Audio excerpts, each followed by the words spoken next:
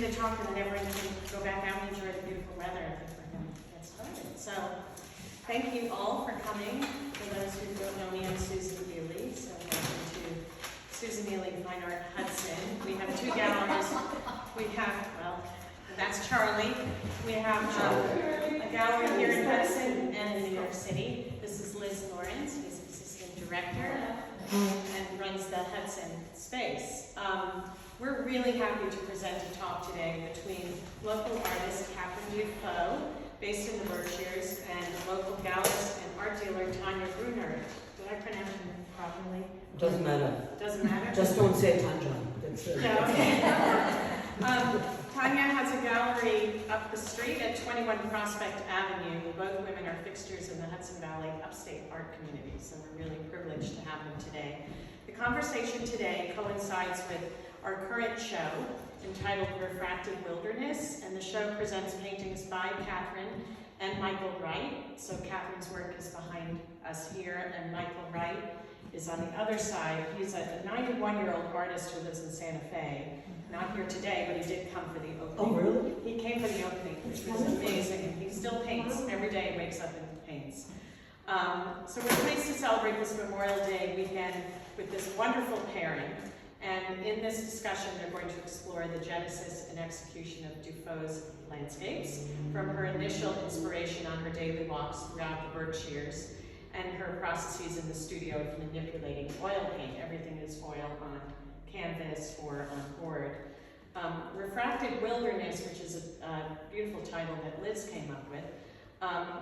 In the show, the artists share their interpretations of their surroundings through their intimate lens. And the essence is the landscape, geography, and topography. And the visual results have been distilled and interpreted with care and reflection. Thus, the abstracted paintings of Dufault and Wright are more honest than any naturalistic representations. So the talk is going to conclude with a small gathering, closing reception. There's wine and water, so please do help yourself. And I was going to go into more a bio of each of you, but I think you can cover that. And I met Tanja years ago when she had a gallery in Chelsea, and then she's moved up here. How many years ago did you move up here? I don't want to think about it. Okay. Some years ago. Yes. And you should go to her reception. She's like the Gertrude Stein of the Hudson Valley. They're just wonderful. She's so charming. She attracts amazing artists in her beautiful space, so we're really happy to have her here. And Kat, I met when I first opened a gallery here almost 3 years ago. You started coming to our shows. I met you in the city. I came a few times to your Upper West Side gallery. Okay, all right, Yeah, thank you so, for yeah. that. And then, but we got to know each other better Exactly. here. Yes. And this is our second show with Kat, and so without further ado. So, I want to take over. Okay. Okay? Because I'm here to talk with Katharine Dufault. So my name is Tanja Grunert, and I just want to say this. I'm not American, so my English is not perfect. So it's kind of, let's say, I'm okay with 60%. So, and I just give you a warning, it's not arrogance, it's just that's how much I learned by now. There will not be much more until in the future. So, and sometimes I also pronounce words not correctly. I'm just saying this always because people then begin to think, oh, how stupid she is. And I'm not stupid, I'm just not American, okay? All right, so Katharine invited me to do this conversation. I used to do this quite often, critiques of in art schools and universities, but I'm not a PC person, so I had to stop it, and I'm really missing it. But in my way, I'm not cool enough anymore for the political situation at university. So, and so Katharine asked me, and I thought, okay, that's a kind of a surrounding which makes me a little insecure here, doing this in a gallery. So I agreed to do this because I'm really appreciative of the landscape paintings of Katharine from the beginning. I'm a big follower of her Instagram, where I always can see what she does when she has no exhibition. And this is my second exhibition I see of her here at Susan Eley. So I put a few questions together, and so I first would like to begin with how I think landscape painting is per se is a definition for me of romantic. So every landscape is romanticism, because it's something you see and it's always beautiful, despite of sometimes when it's very thundery or lightning, it can be frightening, but it is always special. And for me, that's the world. So, and I see a lot of this kind of romanticism in the paintings of Katharine. And the next thing, what I really think is the other definition of landscape is seeing light. Landscape painting is seeing light.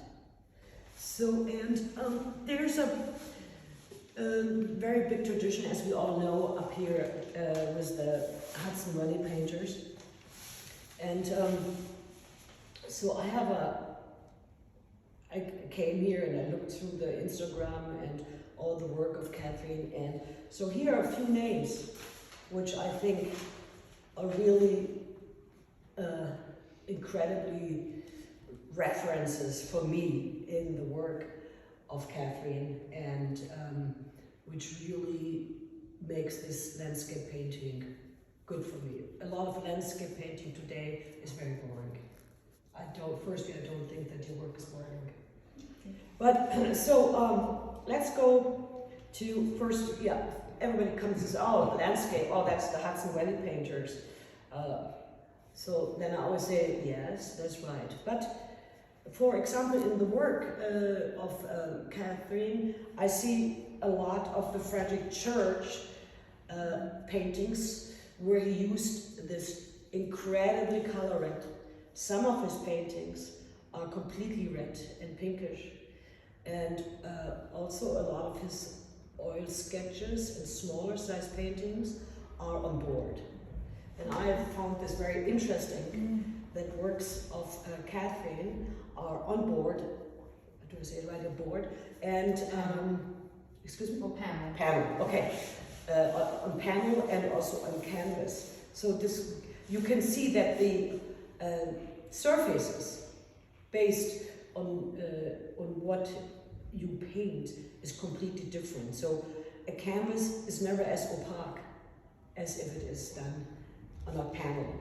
And so that's really something which I also compare between this romantic Hudson Valley painters. Then that's one thing, but there are also incredibly other painters which I think are very related, because, for example, the mountains and the sunsets of Katharine are really always round. So it's really that it's all round. It has more tendency to be round than a very horizon thing. So I know in the press release, Katharine said that she tries to get away from the horizon and to more independent and freer work. So, but for example, I really like Albert Pinkham Ryder. So I see a lot of Ryder here. I think it's a fabulous thing, and so I'm praised. so you're not bad either, right? Then they're all small size Henri Matisse things which really bring in abstraction into the landscape, where you really can see that landscape is really somehow a step to abstraction. Specifically also the 18th century, when you see how the clouds are painted, it's a very different things, you know. Okay, then, as I'm German, so I love all the German expressionisms, and so Ernst Ludwig Kirchner, for example, he painted some landscapes only in one color, pink, blue, so it was completely taking out, it was like an LSD trip, but he was anyway a drug addict, so for sure had something to do with that too. Yeah, we cannot leave that out, you know, so it's really, so many times people think, oh, that's a real decision, but a lot of times it's either the drugs or artists have no money to buy the paints, like Ed Reinhardt or something like this. And so it's people always forget that in the discourse of the process of work by artists, that a lot of decisions are made based on practical situations, which was always money, which was always if their studios were cold. So that's also a lot of times they could not work in the winter. Then the other thing is a lot of drugs. That's why Kirchner did all of this, and I think you don't do drugs, right? Good. And then for sure it was a later school in America with Milton Avery and Arthur Dolph. So I think, so this is a little bit the description of the language which you try to work on, Yeah. So now I have questions. Okay, thank you. That was a lovely introduction, and I love those references. I mean, yeah. So, okay, as I see always on the Instagram, you do your daily walks. Yes. So you do the daily walks, and that is an observation of the landscape. So you see it, right? Yes. So you're also seeing the light. Yeah, and it changes throughout the year, Yeah. throughout the day. I don't do the daily walk at the same time every day. And so if it's an afternoon walk or pre-evening walk, the light will be very different. I can see the same landscape one morning and tomorrow I'll see it in the afternoon. Very, very different. The tree shapes will change, the colour of the ground has changed, the sky has completely changed. Perhaps I now see a sun setting, whereas before the sun was rising, or there may be a little moon showing, and that definitely, so the same place can give you such a different feeling on different days. But out of this, a question occurred to me is, so do you take photographs when you go or not? I do. Not always, but I do definitely as a record.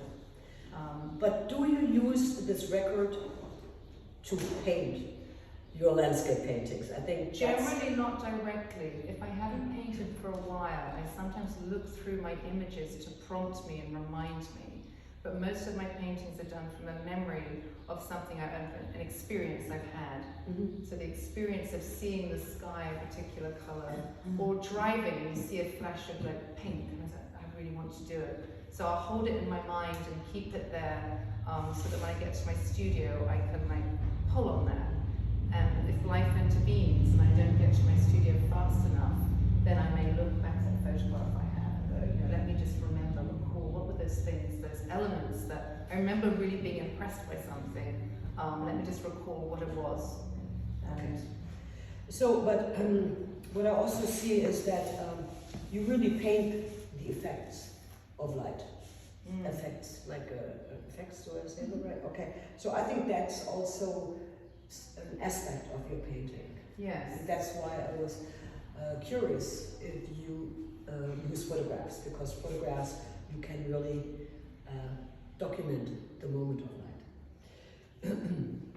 But many of these are, the launching point is from that, but what ultimately has come through is something else, because sometimes I'll start playing and I start getting intrigued by colours, and now I want to find something that dances with that colour that wasn't necessarily part of the image I saw, so I just start playing.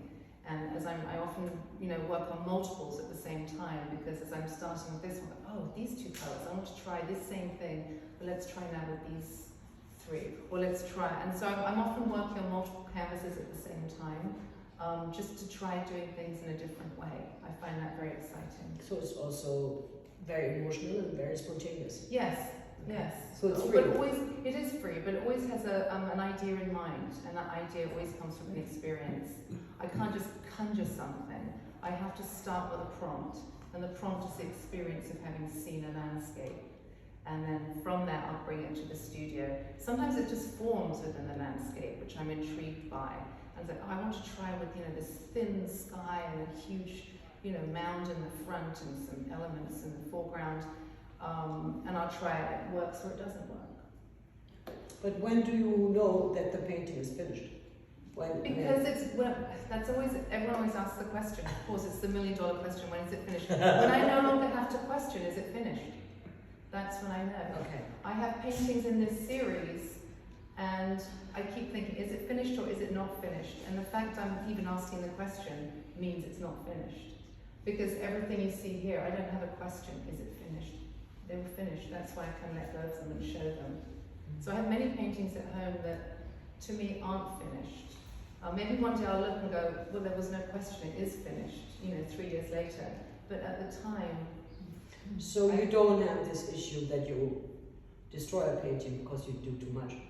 Oh, I have, yes. Okay. Oh, yeah. And I've overpainted paintings, which I didn't like, and I've gone back and looked at photographs like, that was actually a really good painting. Oh, well.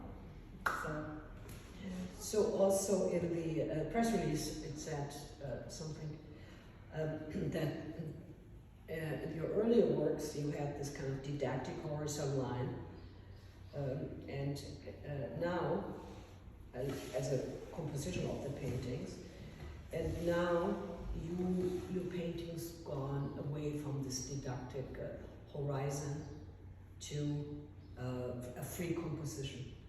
So why are these paintings freer than the early ones? Early meaning maybe 15 years ago, when my paintings were very much just bisected by a flat horizon line. There was no movement within the horizon. It was always completely straight across the canvas. And once I started being able to that's what I call the didactic horizon. Yeah. So many of these have a horizon, but Yes. to me it's not didactic. Yeah, Because it has motion in it, Yeah. it has movement, it has flow. It's, not being this rigid horizontal line which just bisected the canvas. So that was that was what the didactic horizon. This didactic horizon paintings, let's call it like that, were they not also influenced maybe by a different landscape you lived in than you live now in the Berkshires? Yes, and it was also became, I don't want to say a crutch, but it became almost formulaic because I knew I could make a horizon just by doing a straight line. Look at Agnes Martin, she just does straight lines, and you can read a landscape sometimes if you wish, because every time you see a straight line going across, it can be a horizon. Yes. And so those were more about the colour play, often between reflection of sky and water perhaps, with this very straight line. And I wanted to move away from this completely straight line. So most of these don't have a straight line. I shudder to say all. Maybe look, there's some vestiges over here. Well, not vestiges, because those ones were kind of recent, small sketches for bigger paintings. Yeah. Which. But let's go back to this line. It's almost stuck with me. So, for example, there are a lot of landscape painters or abstract painters which begin completely before they went abstract in landscape or in flowers. So for example, let's go to Piet Mondrian. His early works are all trees and just branches. The most of them, if I'm correct, don't have any leaves. Yes. Then he did this plain air. And then other ones were flowers. And then he began, because you just mentioned Agnes Martin, that's why I'm coming back to this. And then he began to do the grid.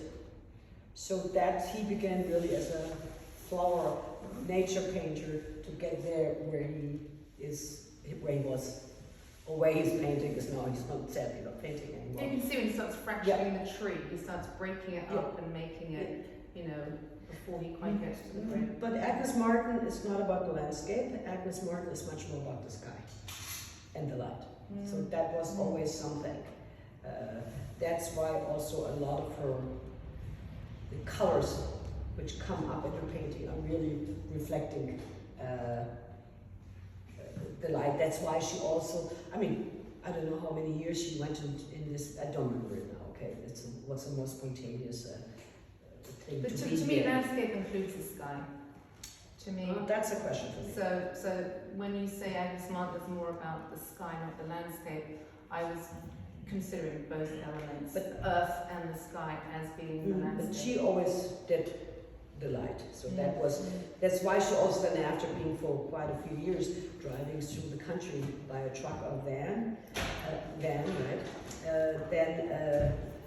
Then it was all about That's why she stopped more or less in Santa Fe, because there was the light. That's also the George O'Keeffe Institute School, etc., etc. It was really the light. So, but it doesn't matter. It's not about that. But I just wanted to point that out, that a lot of landscape painters, abstract painters, began with landscape and then end in abstraction. Exactly, Gerhard Richter does the same. So he has little paintings where it's just the Rhine, for example. So there are really, it's kind of interesting because your painting, you also try to go into abstraction. Always pushing towards it, because I was, I think, that Abex thing in college, that was like the lodestone, was to get to abstract expressionism. Okay. And I really, the more I'm learning and listening, the more I realize, gosh, we were all pushed towards that. And it always felt like that was the goal. Even though I learned to paint, my mother taught me when I was 5 or 6. We'd go on picnics down to the meadows in Cambridge and sit by a river, and the first thing you did was look around and really stare at the landscape and find a place you wanted to paint. And so I was always used to being in the landscape and finding a kind of composition which I was going to then, try and recreate in my sketchbook. And I think maybe I've been pushing against that ever since, who knows? But that was where and then going up through art college, you get taught all the fundamentals. And then I just wanted to play with colour and shape and form and space and light and not be trying to kind of reproduce a completely, traditional landscape. And then you also said, I want to create paintings which are both familiar yet unknown. But what is unknown in a landscape? For me, landscape is familiar. It doesn't matter what kind of landscape it is. And so I want to understand what is the unknown in these paintings? Unknown is you don't actually know where it is. It doesn't have a complete location. Okay. All right? So it's a familiarity. It's a familiarity. It's a landscape. You can recognize that. You can see form. You can see perhaps sky. Sometimes I use the orb to create the space that otherwise might just be a color field. And I like that compositionally. I like it also because it now pushes back. But we don't know where these are. You couldn't go for a walk and see these. Or you might see elements of them and go, there's a daily walk. I recognize a little piece of something. So that's what's unknown. Okay, because I thought, the unknown, that means future, that means UFOs, so you don't know what's going on. I'm so sorry, I got it wrong, it's my language barrier. No, I'm sorry, okay, so, yeah. Sorry, silly question. No, We make a check mark, okay? Good. Throw another one at me, come on.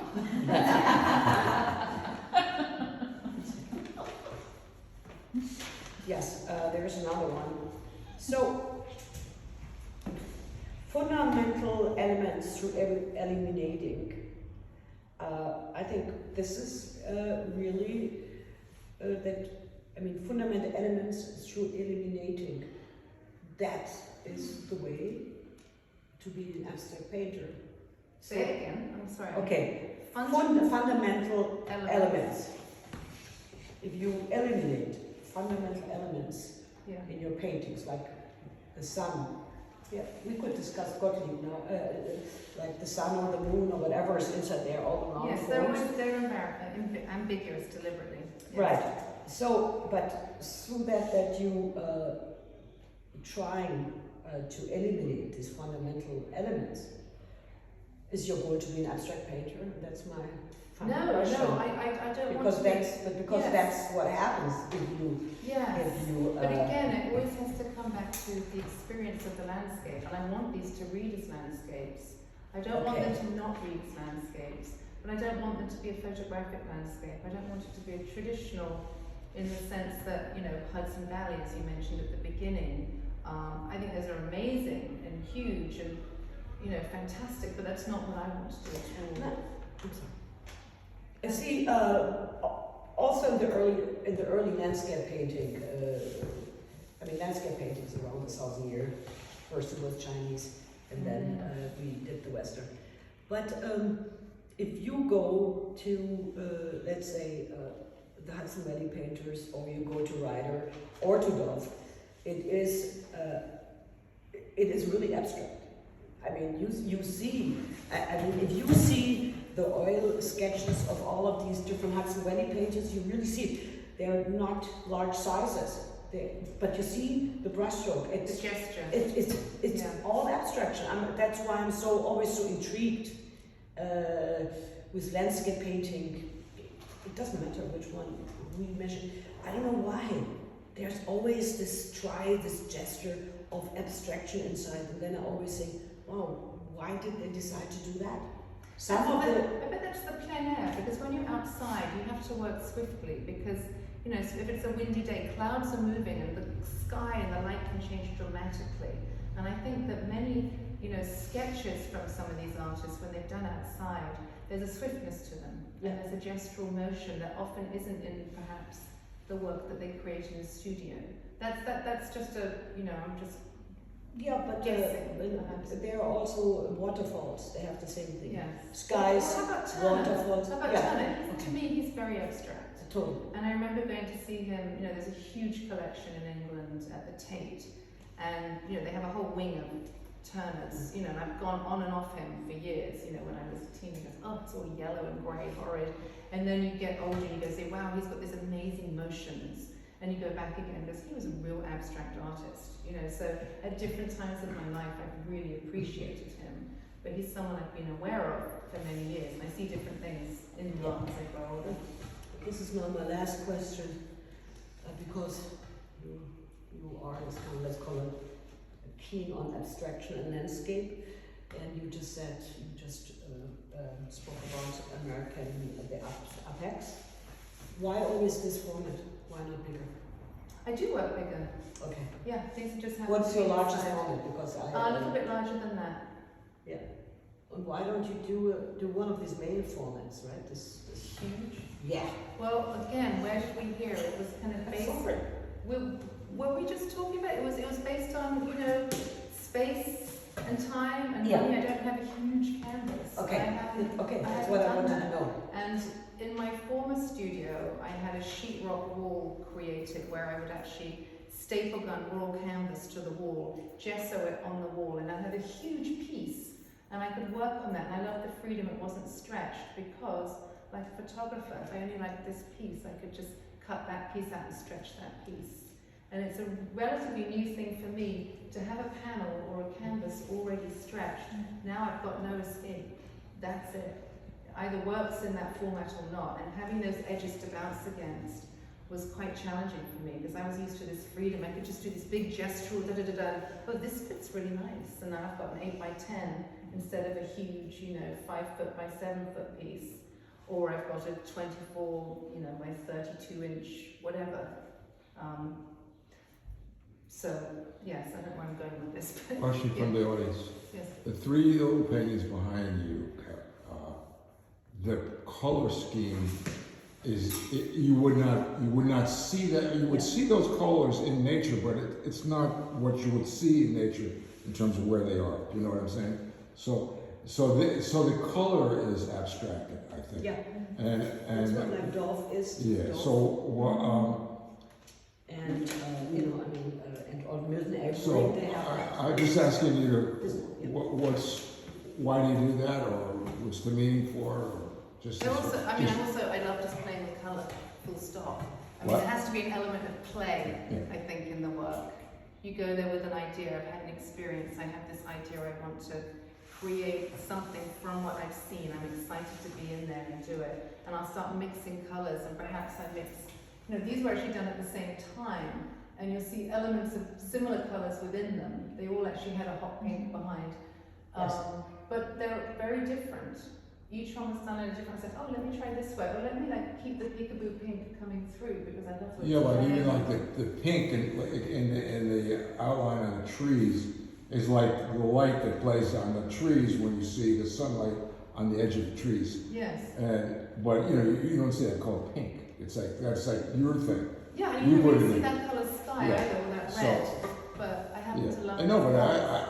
I find that the images are interesting, and they have their own kind of, you know, feeling, or emotional feeling, or whatever that comes from that. So. Yeah, thank you. So that's all from my side. If there anyone who Thank you, wants Tanja. to ask the artist a question, you're free to do so. That was wonderful. Thank you.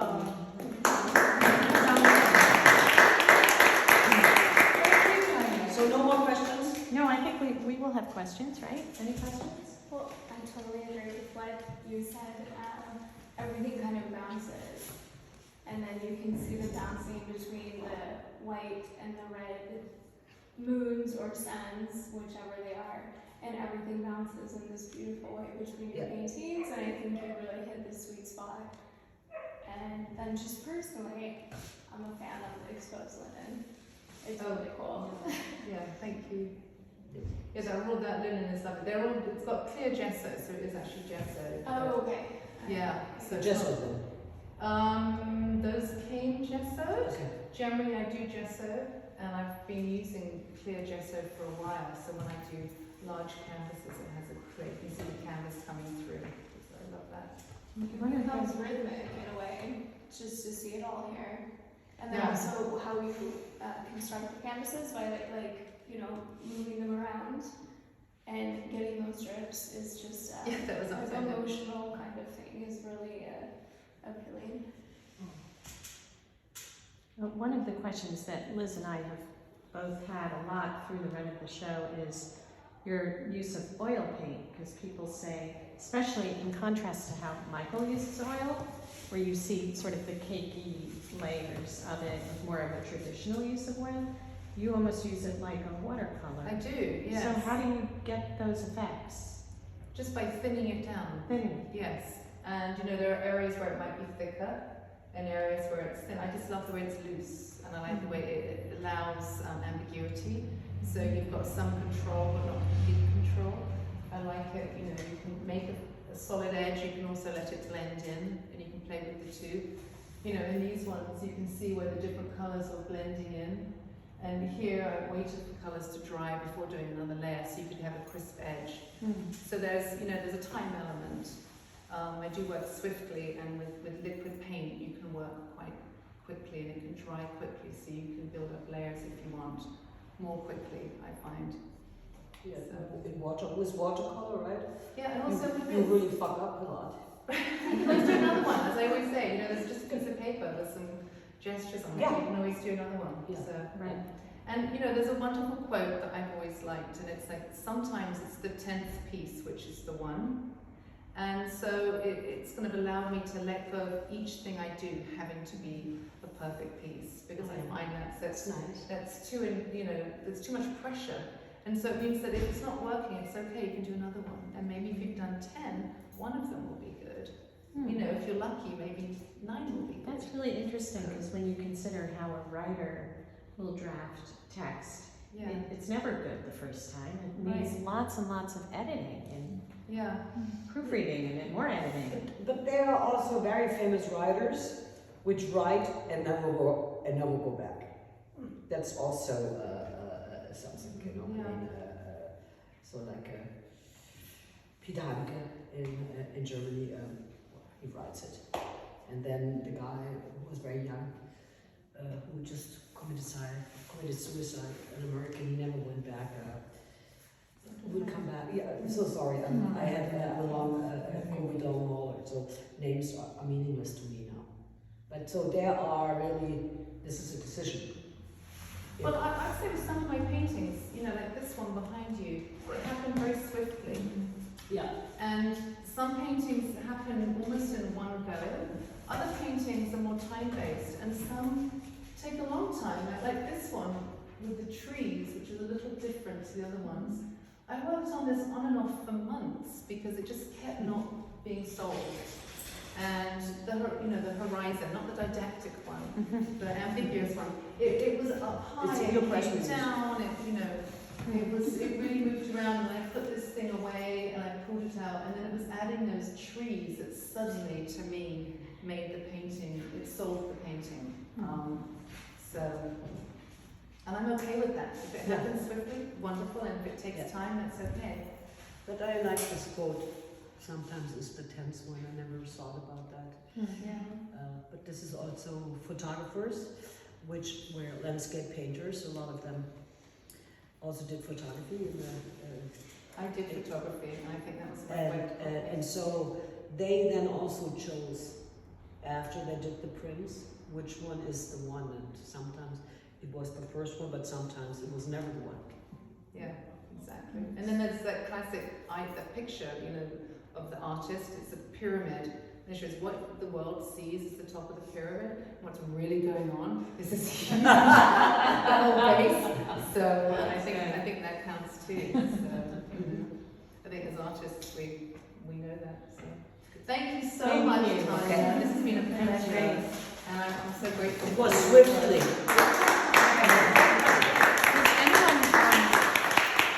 Does anyone want to share what their favorite painting is and why? I'd love to hear. You don't have to, but just if anyone wants to. We'll start with you. Me? Yeah. It changes all the time because I have the privilege of being here for many weeks and living with the work. Yeah. And I come in and see everything differently every day. And also the light probably changes. Yes, and my mood and Yes. the way you'll walk through a landscape and see it differently. I walk through this landscape and see it differently. But I think it's the third one with the pink sky because I feel like I can walk in there.